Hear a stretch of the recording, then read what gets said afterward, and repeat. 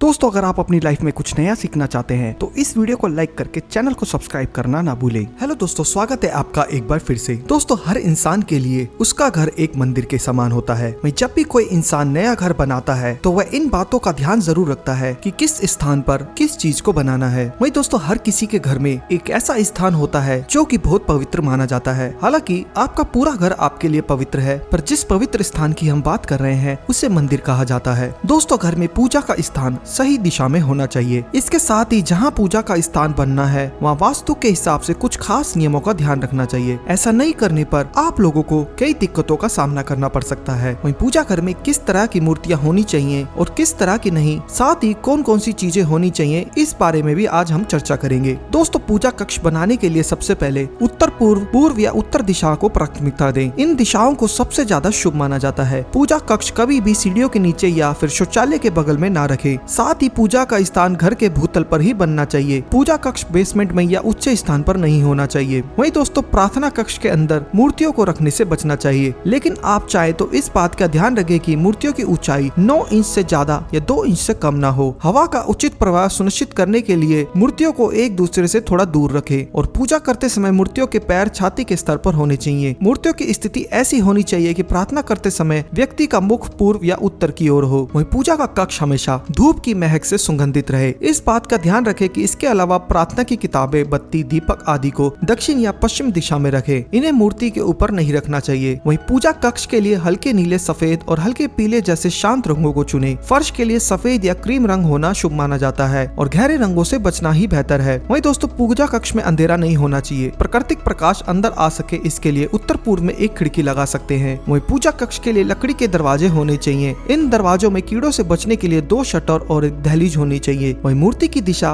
प्रार्थना कक्ष के प्रवेश द्वार से दूर होनी चाहिए। दोस्तों पूजा कक्ष में भूल से भी मृत्यु, युद्ध आदि जैसी अनिष्ट शक्तियों को प्रदर्शित करने वाली तस्वीरें नहीं रखें। इस स्थान के आसपास कूड़ादान भी नहीं होना चाहिए। वहीं दोस्तों जैसा कि आप सभी जानते हैं, प्रथम पूज्य श्री गणेश के स्मरण से मात्र से ही कार्य सिद्ध हो जाते हैं। घर में इनकी प्रतिमा रखना बहुत शुभ माना जाता है। अधिकांश घरों में गणेश जी की कई मूर्तियाँ होती है, किंतु ध्यान रखें कि गणेश जी की प्रतिमा की संख्या 1, 3 या 5 नहीं होनी चाहिए। ये अशुभ माना गया है। गणेश जी की प्रतिमाओं की संख्या विषम नहीं होनी चाहिए। शास्त्रों के अनुसार श्री गणेश जी का स्वरूप सम संख्या के समान होता है, जिस कारण इनकी प्रतिमा की संख्या विषम नहीं होनी चाहिए। विषम संख्या अर्थात 1, 3, 5 आदि है और घर में श्री गणेश जी की कम से कम 2 प्रतिमा रखना श्रेष्ठ माना गया है। वही दोस्तों शिवलिंग के दर्शन मात्र से व्यक्ति की सभी मनोकामनाएं पूर्ण हो जाती हैं। घर में शिवलिंग रखने से संबंध में कुछ नियम बताए गए हैं। घर के मंदिर में रखे गए शिवलिंग का आकार हमारे अंगूठे से बड़ा नहीं होना चाहिए, क्योंकि ऐसा माना जाता है कि शिवलिंग बहुत संवेदनशील होता है। अतः घर में ज्यादा बड़ा शिवलिंग नहीं रखना चाहिए। इसके साथ ही घर के मंदिर में एक शिवलिंग ही रखा जाए तो वह ज्यादा ही सही फल देता है। एक से अधिक शिवलिंग रखने से बचना चाहिए। वही दोस्तों घर के मंदिर में हनुमान जी की प्रतिमा की संख्या 1 ही होनी चाहिए, क्योंकि बजरंग बली रुद्र शिव के अवतार है और घर में शिवलिंग भी 1 ही होना चाहिए। मंदिर में बैठे हुए हनुमान जी की प्रतिमा रखना श्रेष्ठ होता है और घर के अन्य भाग में हनुमान जी की प्रतिमा नहीं रखे। ऐसी फोटो रखी जा सकती है जिसमें वह खड़े हुए हैं। वही घर के दरवाजे के पास उड़ते हुए हनुमान जी की फोटो रखी जा सकती है। ध्यान रखें पति पत्नी के शयन कक्ष में हनुमान जी की प्रतिमा या चित्र नहीं लगाना चाहिए। शयन कक्ष में राधा कृष्ण का फोटो लगाया जा सकता है। वही दोस्तों घर के मंदिर में दुर्गा या अन्य किसी देवी की प्रतिमा की संख्या 3 नहीं होनी चाहिए। ये अशुभ माना जाता है। यदि आप चाहें तो 3 से कम या ज्यादा प्रतिमा घर के मंदिर में रख सकते हैं। प्रतिमा के संबंध में श्रेष्ठ बात यह है कि मंदिर में किसी भी देवता की 1 से अधिक प्रतिमा ना हो। अलग अलग देवी देवताओं की 1-1 प्रतिमा रखी जा सकती है। वही भगवान शिव का अवतार माने गए भैरव देव की प्रतिमा घर में नहीं लानी चाहिए और इसे लाकर मंदिर में तो कभी भी स्थापित ना करें। यूँ तो भगवान शिव का अवतार ही माने जाते हैं, लेकिन भैरव देव तंत्र विद्या के देवता है और उनकी उपासना घर के भीतर ना होकर बाहर ही होनी चाहिए। वही दोस्तों आपने कई बार नटराज की प्रतिमा देखी होगी। यह देखने में बहुत आकर्षक लगती है, किंतु इन्हें घर में रखने की भूल ना करें। नटराज भगवान शिव का रौद्र रूप है, यानी क्रोधित अवस्था,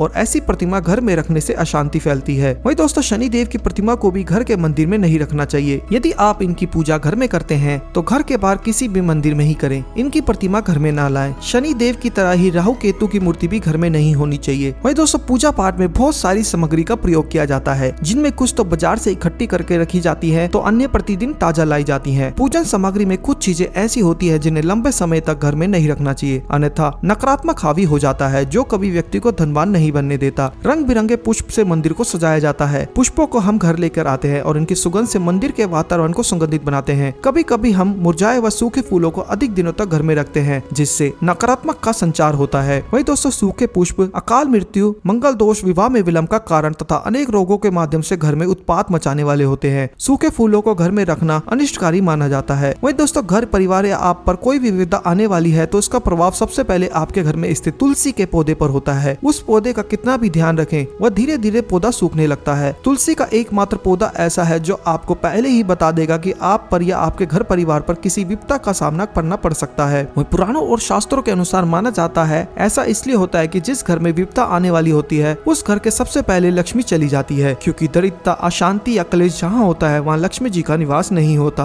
वही दोस्तों घी का एक दीपक नियमित जलाएं। दीपक पूजा की थाली में भगवान के सामने रखना चाहिए, ऊंची जगह या प्लेटफॉर्म पर नहीं। पूर्व दिशा की ओर मुख करके पूजा नहीं करना चाहिए, दक्षिण दिशा की ओर नहीं। खंडित दीपक का प्रयोग नहीं करना चाहिए, न घर में रखना चाहिए। वही दोस्तों पूजा घर में कोई खंडित प्रतिमा नहीं होनी चाहिए। साथ ही पूजा वाले कमरे में जूते, चप्पल और झाड़ू बिल्कुल भी नहीं होने चाहिए और प्रतिमा का आकार छोटा होना चाहिए। बड़ी प्रतिमा घर के पूजा घर में वर्जित है। वही दोस्तों हनुमान जी का चित्र या प्रतिमा उत्तर दिशा में स्थापित करनी चाहिए ताकि उनका मुख दक्षिण दिशा की ओर हो और उन्हें दीवार से 1 इंच दूर रखना चाहिए। दोस्तों अपने पूर्वजों के चित्र और खंडित प्रतिमाएं पूजा घर में नहीं रखनी चाहिए। अगर कोई प्रतिमा खंडित हो जाए तो उसे तुरंत जल प्रभावित करा देना चाहिए। लेकिन शालिग्राम जी एकमात्र ऐसी प्रतिमा है जिसका खंडित होने से दोष नहीं लगता। वही दोस्तों देवी देवताओं पर चढ़ाए गए पुष्पमाला प्रतिदिन रात्रि को ईश्वर शयन कराने से साथ हटा देना चाहिए और भगवान को नित्य नए पुष्प और पुष्पमाला अर्पित करनी चाहिए। वहीं दोस्तों अक्सर लोग घरों में हवन कराने के बाद उसकी बची सामग्री पूजा स्थल में रख देते हैं, मगर वास्तु के अनुसार ऐसा करना अशुभ होता है। ऐसे में इस सामग्री को पूजा में इस्तेमाल कर लें। इसकी जगह पर आप इसे बहते जल में बहा सकते हैं। वही दोस्तों बहुत सारे लोग रसोई घर में छोटा सा मंदिर बना लेते हैं, मगर वास्तु के अनुसार ऐसा करना अशुभ माना जाता है। इससे घर में नकारात्मक ऊर्जा फैलने के साथ परेशानियां पैदा हो सकती हैं। वही दोस्तों हिंदू धर्म में शंख का बहुत महत्व है। इसे भेद पवित्र माना जाता है। पूजा पाठ और पर्व आदि पर शंख बजाना बहुत शुभ माना जाता है। मान्यता है कि घर में शंख की पूजा करना या शंख बजाने से माँ लक्ष्मी प्रसन्न होती है और हमेशा घर में वास करती है और घर में शंख का होना सकारात्मकता लाता है। लेकिन कभी भी शंख को जमीन में ना रखें, इसे माँ लक्ष्मी नाराज हो जाती है और आर्थिक संकट का सामना करना पड़ सकता है। वही दोस्तों सोने के गहने माँ लक्ष्मी का रूप माने जाते हैं। वैभव लक्ष्मी की पूजा में तो गहनों की पूजा की जाती है, लिहाजा कभी भी सोने के गहनों को जमीन पे ना रखें, ना ही कभी पैरों में सोने के गहने पहने। ऐसा करने से माँ लक्ष्मी नाराज होती है। यदि रखे हैं तो सोने के गहनों को हमेशा किसी कपड़े में लपेटकर सम्मान से रखें। तो दोस्तों ये थी कुछ जानकारियाँ जिनका उचित तरीके से पालन करने पर आप अपने घर में सभी देवी देवताओं और भगवान का वास करवा सकते हैं। दोस्तों अगर आपको हमारी ये जानकारी अच्छी लगी हो तो इस वीडियो को जरूर लाइक कीजिएगा, साथ ही हमारे चैनल को सब्सक्राइब करना ना भूलिएगा। साथ ही इस वीडियो को अपने दोस्तों, फैमिली, फ्रेंड्स के साथ ज्यादा से ज्यादा शेयर करें और कमेंट में हमें अपना सुझाव जरूर बताएं। इसके अलावा दोस्तों अगर आप भी अगले आने वाली किसी भी वीडियो में अपने टॉपिक के बारे में जानना चाहते हैं या उस टॉपिक पर वीडियो चाहते हैं तो हमें कमेंट में जरूर बताएं। साथ ही धर्म से और धार्मिक बातों से जुड़े रहने के लिए आप हमारे चैनल को अभी सब्सक्राइब कर लें। धन्यवाद।